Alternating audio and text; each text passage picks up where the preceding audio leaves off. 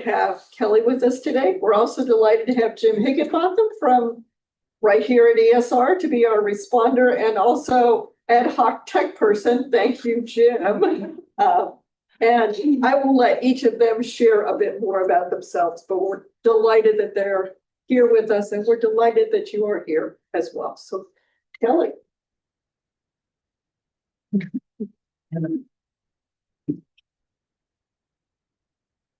Well, it's such an honor to be with you all today. I know that your time and energy are valuable, and I don't take for granted that you've set aside this time to be here to learn, think, connect, and fill your spirit. So my hope for this day is that it will be generative to each of you and through you to the people that you serve. These are anxious times in which to be ministering. 2 weeks ago, the public library here in Richmond hosted an outdoor event entitled One World, One Plate, featuring music, dress, and food from around the globe. There was a strong turnout for the annual event designed to celebrate multiculturalism. It was held in the library's parking lot, which runs along one of the main streets in downtown Richmond. As I made my way down the food line with my plate, several of the people serving the food, who I know personally, shared that they were feeling scared and vulnerable to be standing in a line with their backs facing a busy street with vehicles rushing by. As Black, Indigenous, Latino, Asian, and other people of color, they were understandably not feeling safe, knowing the potential for violence to occur at any moment.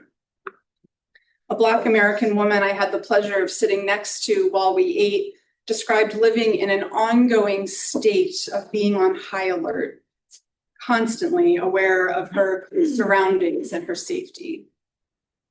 A white American man I spoke with at the event told me that he did not want to leave the comfort of his living room that afternoon, but felt called to show up in solidarity and put his privilege to good use. David Malott of Christian Theological Seminary described the current climate well in a statement he sent out a few weeks ago. He wrote, "As a nation, we have failed to remember that violence begets more violence, whether that be violent speech or violent action.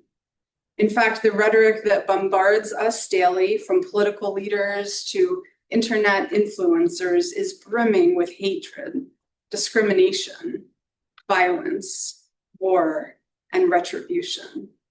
And as we have recently seen, this rhetoric has the power to incite acts of hatred, discrimination, violence, war, and retribution.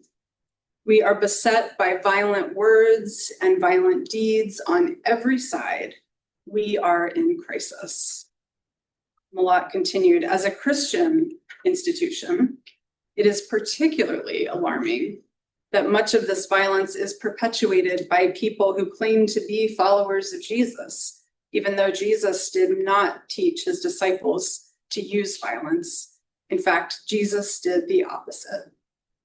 We are forgetting who we are as a country, and Christians are in danger of forgetting who we are as followers of Jesus." End quote. What a time to be in ministry.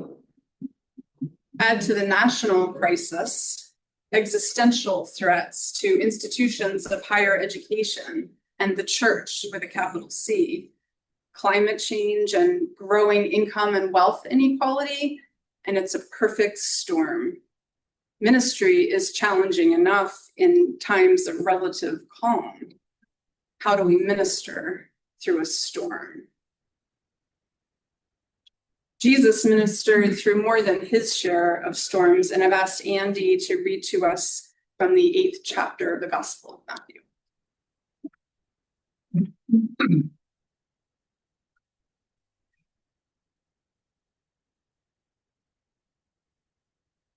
And when Jesus got into the boat, his disciples followed him. A windstorm suddenly arose on the sea, so great that the boat was being swamped by the waves, but he was asleep. And they went and woke him up, saying, Lord, save us, we are perishing. And he said to them, why are you afraid, you of little faith? Then he got up and rebuked the winds and the sea, and there was a dead calm. They were amazed, saying, what sort of man is this, that even the winds and the sea obey him?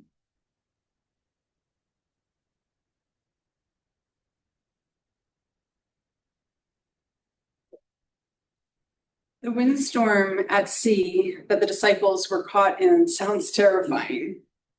They were far from the shore. The boat was quickly filling with water. Who knows if they had life jackets back then? And Jesus was sound asleep. It was a dire situation the disciples found themselves in. Of course, they were anxious and asked for help. Jesus's response to being woken up by the disciples sounds about as patient and empathetic as a sleep-deprived parent being woken up in the middle of the night multiple times, to some extent. He says, why are you afraid, you of little faith? It's the fourth time in the Gospel of Matthew that Jesus responds to those expressing fear, anxiousness, and worry with a word that translates to English as you of little faith. I get that Jesus had the frustrating task of repeatedly trying to calm and reassure followers who were vulnerable, scared, and faltering in their faith at a critical moment. But at the risk of questioning Jesus's pastoral care skills, I'm pretty sure that telling someone who's anxious that they don't have enough faith isn't going to help them feel less anxious. It's like telling someone who's angry to just relax, or conveying to someone who's sad that they shouldn't be, you're okay, cheer up, it'll pass. We've all heard these dismissive responses before. Emotions are a central part of the human experience. We all have emotions, whether they are convenient or not. And they serve a purpose by mobilizing us to act, helping us communicate with others, and providing information to us about what we like, what we don't like, and what we need.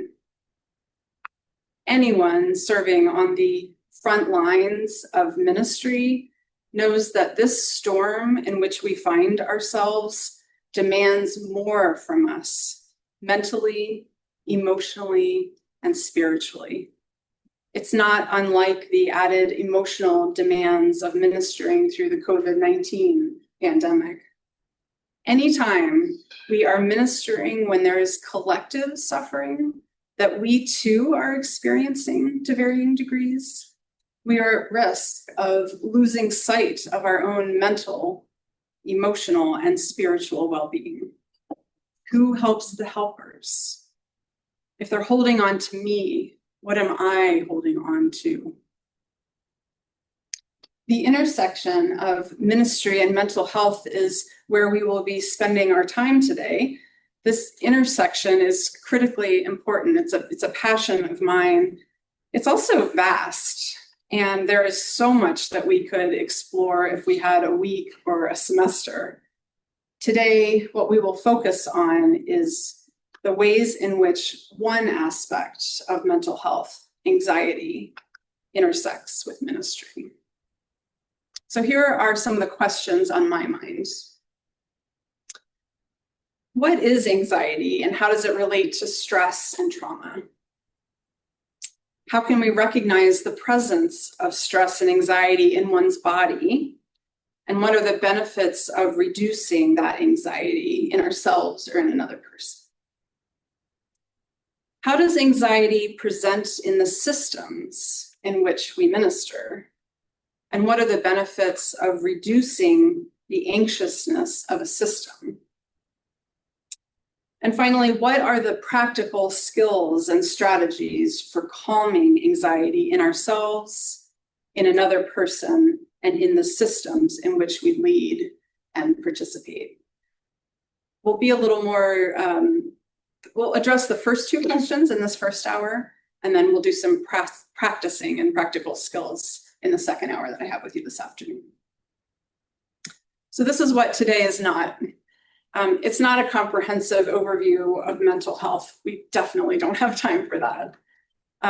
It's not individual therapy or a support group, although I will be inviting you to share personal experiences and personal feelings. And so I'd like to ask that we hold what is spoken about today in confidence. And it's also not an all-day lecture. I'm going to start out with talking. We're going to do plenty of small group work and talking with each other, and then some practical skills of practicing this afternoon. So it'll be interactive. And I just invite us all to think about when we do speak, just being mindful of how long we speak and how often, so we can be sure to hear from everyone if you want to share. So what is anxiety and how does it relate to stress? So stress is the body's reaction to an external challenge, like giving a talk. I've felt plenty yesterday and today. Studying for a test, fighting with someone we love, encountering discrimination. People under stress experience mental and physical symptoms such as irritability, anger, fatigue, muscle pain, digestive problems, and difficulty sleeping. Some stress, which we all experience, can actually be helpful to us. It sharpens our mind and our reflexes and helps us perform better when we really need to be at our best, in a kind of a sharp mind. But what if it becomes difficult to turn off or control the worry process? You find yourself worrying indiscriminately about everything. What if the worrying is unproductive? You can't seem to get anywhere with it. It's more like a spiral. Can't stop worrying, even though it's doing you no good and probably making the people around you.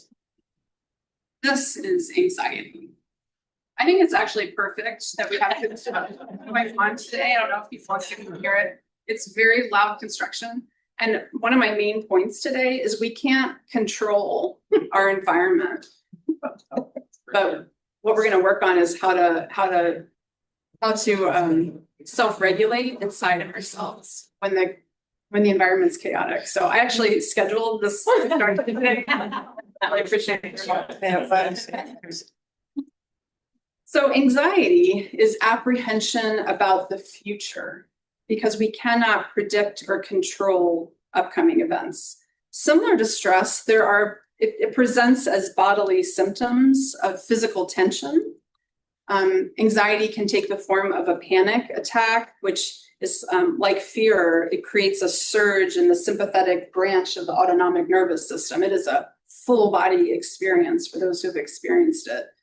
And as I said, what we're going to be learning is how to recognize when we're feeling anxiety or stress in our bodies, and then how to self-regulate that. That's something that I didn't know how to do when I was younger.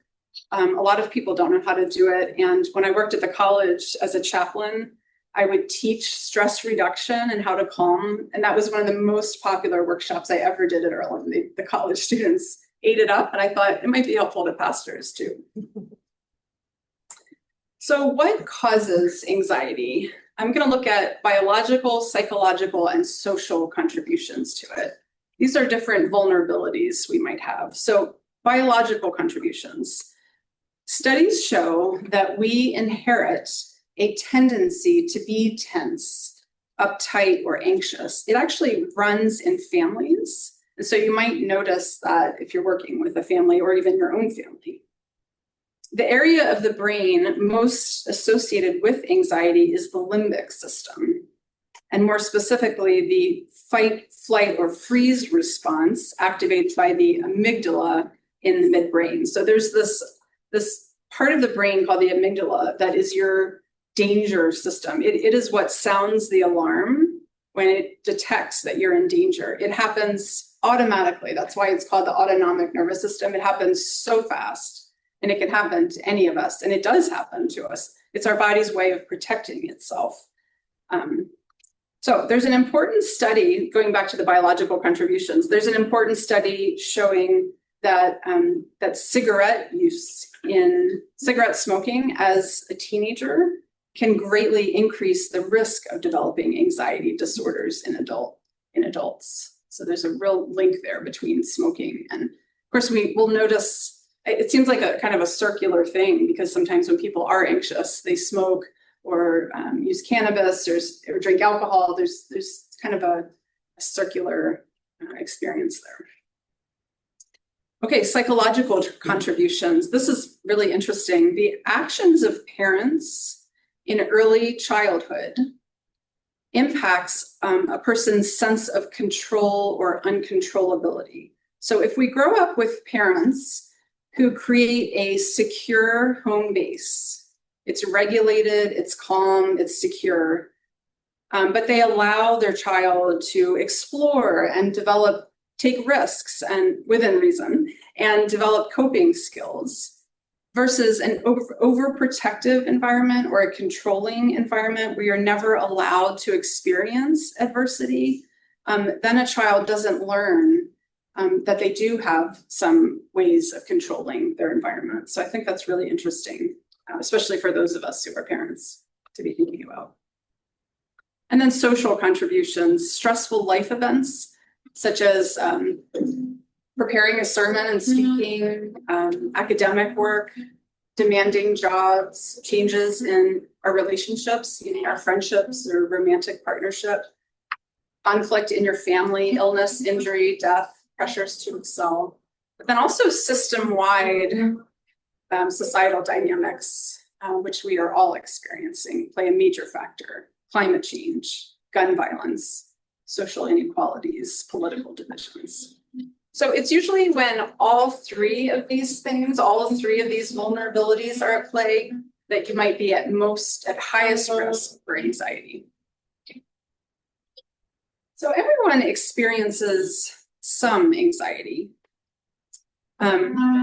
People sometimes seek professional help for anxiety when there's excessive worry about the future every day for longer than 6 months. Of course, you can seek professional help before then, but in order to diagnose an anxiety disorder, it's something that is happening for a person consistently for at least 6 months. And anxiety disorders are really hard to work through without professional help. And so I want to describe to you, when clients come, I have a private practice here in Richmond, I do psychotherapy. And when clients come to me with help for anxiety, I want to help you hear what I usually see and hear when they show up in my office. Usually they tell me that their mind is spiraling and they can't get it to stop. It feels like there's a tornado going on inside of them that they can't stop.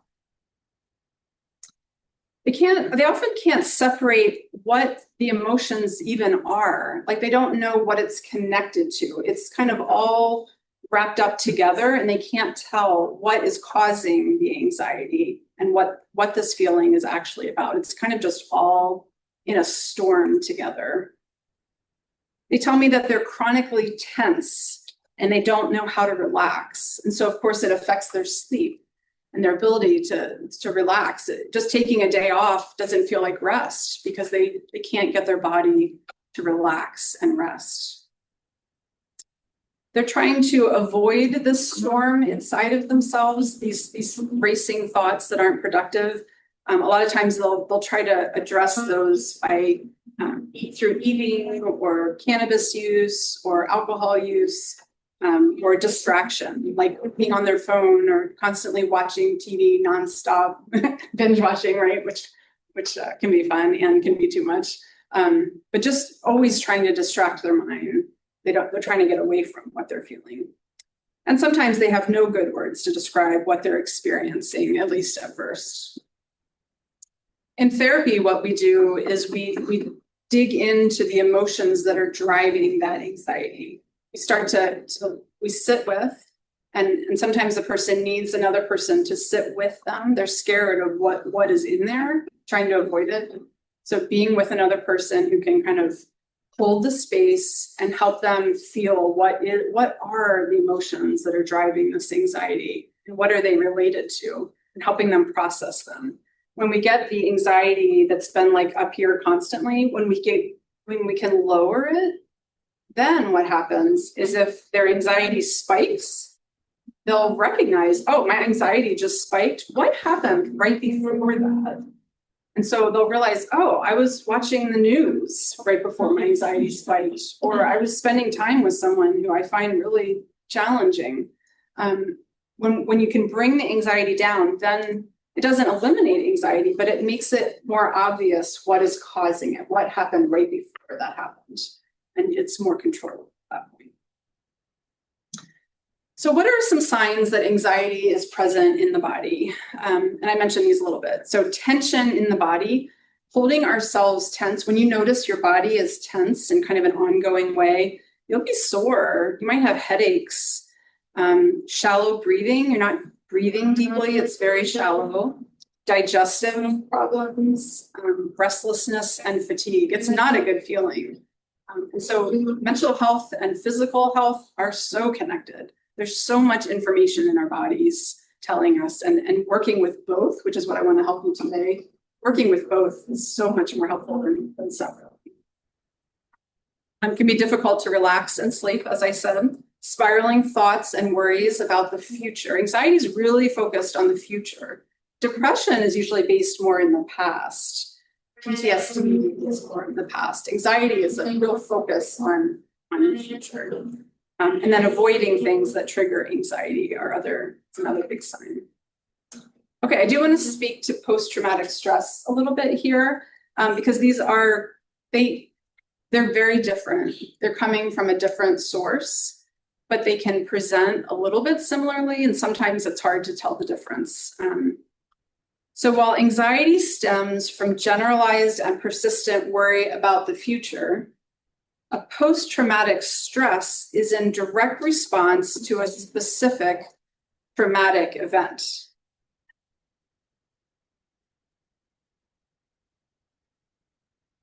It could be an event that took place decades ago. It's often in the form of, it's often in the form of intrusive memories that seem out of proportion to what is currently happening in the present.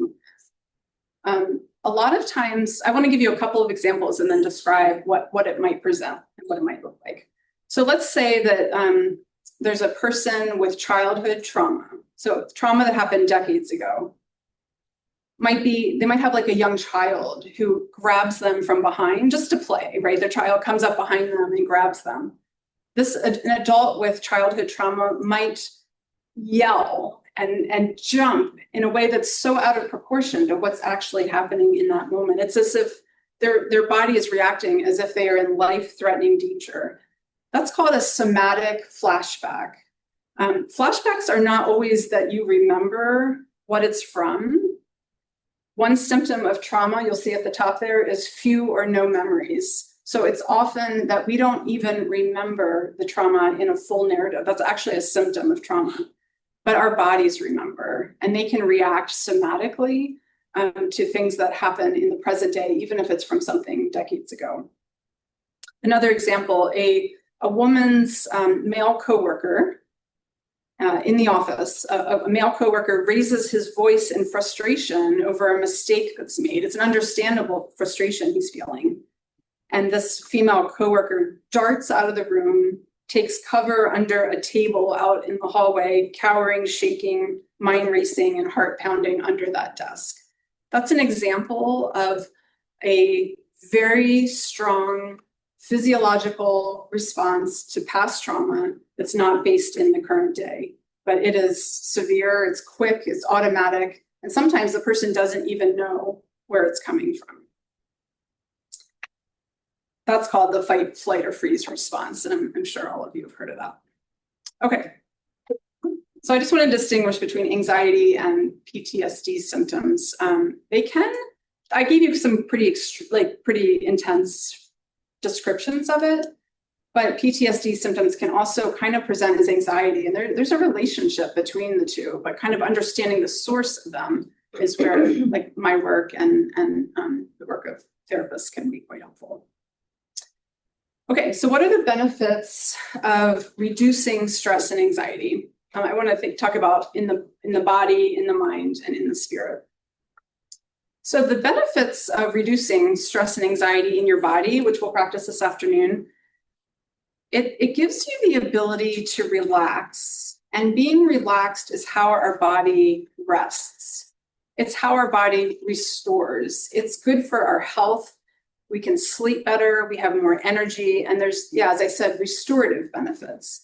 So you hear about restorative yoga. The idea is to calm that nervous system so that your nervous system can rest, which is very different than just thinking of being tired from a physical event. Our nervous systems have to rest. If our bodies stay in a stressed state for too long, like chronically, meaning that our autonomic nervous system is on high alert, some people might not even realize that that is the state they live in because it's just always been like that for as long as they can remember. They don't know any differently. If they don't know how to reset that manually, they don't recognize the need to do so or know how to do it, there's a good chance that it can lead to a medical emergency or chronic illness. I work a lot with trauma survivors and chronic illness. There's such a connection between the state of one's autonomic nervous system and health. Okay, mind.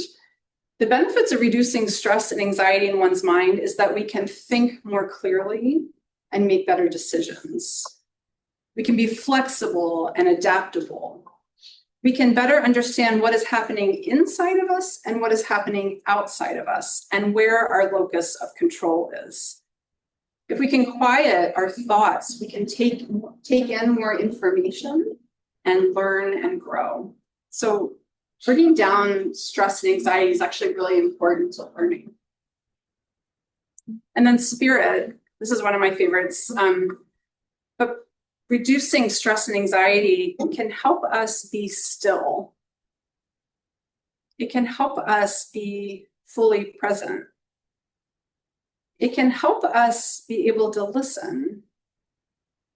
And it helps us tolerate our own thoughts and the thoughts of others without self-medicating or distracting ourselves, staying busy so that we don't have to hear what's happening inside of us for another. It is the way to connect better with spirit, with God, and with one another. So I want to shift now into systems, and then we will we'll do some small groups here in just a minute. So I want to talk about how does anxiety present in a system? And systems, we might be talking about a family, a congregation, a faith community, an institution, or like a work setting. There's all kinds of systems in which we operate. And some of the signs that anxiety might be present in a system are reactivity and rigidity. In mental health work, anytime there's rigidity, we know that there's some work to do because flexibility is a sign of good mental health, both in our own minds and in a system. In systems where there's anxiety, high anxiety, there's little tolerance for change or creativity.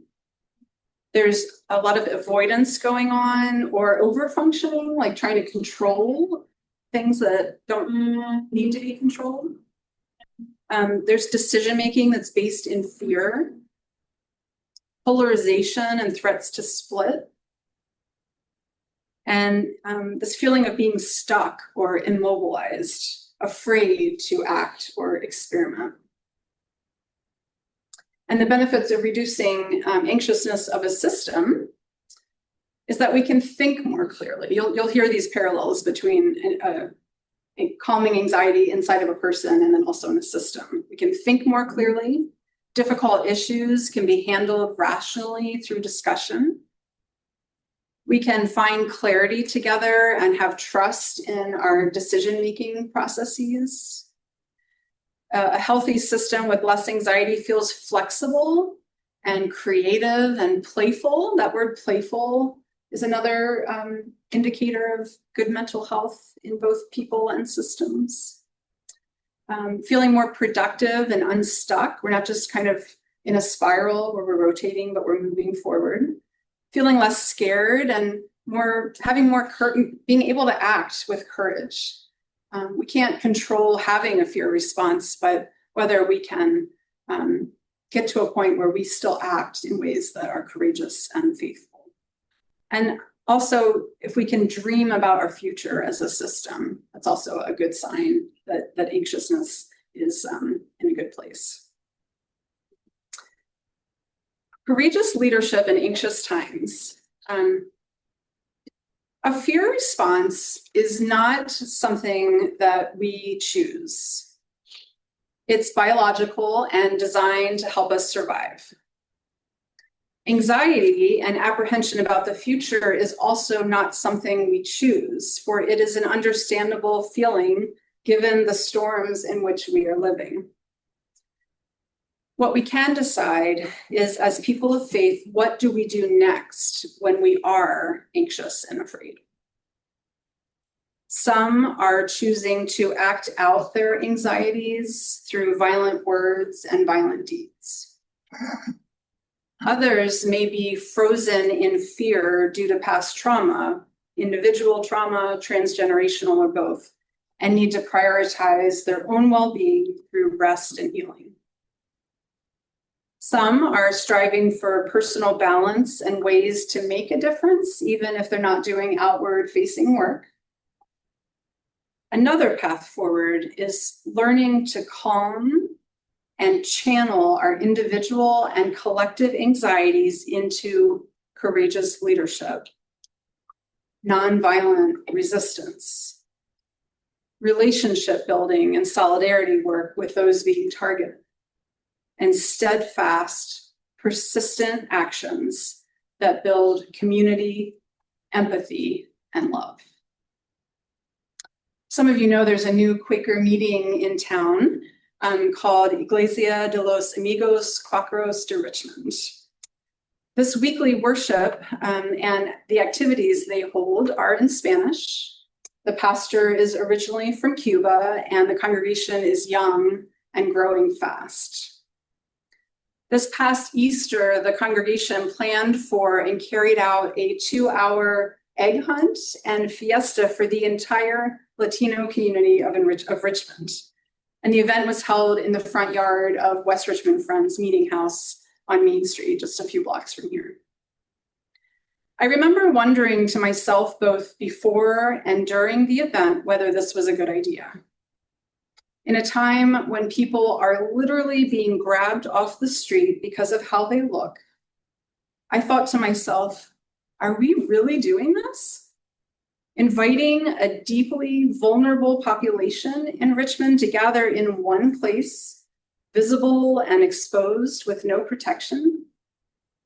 I spent the event walking around on high alert, constantly aware of our surroundings and the participants' safety. I looked for fear in the eyes of those who planned the event, but I couldn't see any. And there was no mention of feeling anxious. Instead, there were more than 100 people from the Latino community gathered in an open-air event on a beautiful afternoon. They were enjoying food, fellowship, warm hugs, and the sounds of squealing children delighted to be collecting eggs. I commented to several people that the egg hunt and fiesta may have been the best outreach event I have ever seen a congregation pull off. Not only because of the organizational skills that went into the event, though clearly excellent planning had taken place. What stood out to me was the courageous decision to not let anxiety win. The leadership of Iglesia de los Amigos Quakeros de Richmond chose to host an event based in openness, hospitality, and visibility a decision that to me embodied what Jesus asks of his disciples, trusting faith in the God who has the power to calm the storm. Jesus didn't ask the disciples in the boat to calm the entire storm. Only God can do that. What Jesus asks of his disciples is that we calm the storms within us, to steady ourselves, to stay the course, to persist through nonviolent words and deeds, and to follow him into horizons that we can't yet see. As ministers serving in anxious times, we can play an important role in calming, de-escalating, and stilling the storms we are currently weathering. This afternoon, we'll get more practical and explore strategies for calming anxiety in ourselves, in another person, and in the systems in which we lead and participate. I just want to say we don't have to be 100% calm, grounded, and okay to be helpful to others. The storm is scary for everyone, but some people need more help than others, and some can give more help than others. May our conversations today better equip all of us for navigating rough seas. Thank you. Okay, I want to invite us into small groups. And if you want to go ahead and put up the first question, Katrina. Let's see, so we have not too long, want to go on. Okay. More than 20. All right. W45.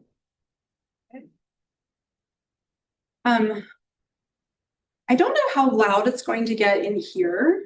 So if you find that it gets too loud in your small group, feel free to go into another classroom. But I want to make sure that we are all back here by 11:40. So you're going to have, I'm trying to decide, I have two questions. I'm trying to decide if I'm going to have you go do both questions at the same time. I'm going to have you put both questions up. Okay. Okay. I want you to spend, just do one question at a time in your group. And I invite you to share with each other, describe a time when you noticed feeling anxious. How did you know that you were anxious? And what impact did it have on you and those around you? And then the second question is, in what ways are you noticing anxiety present in the system in which you are ministering? And what impact is that having? These are big questions. I'm sorry to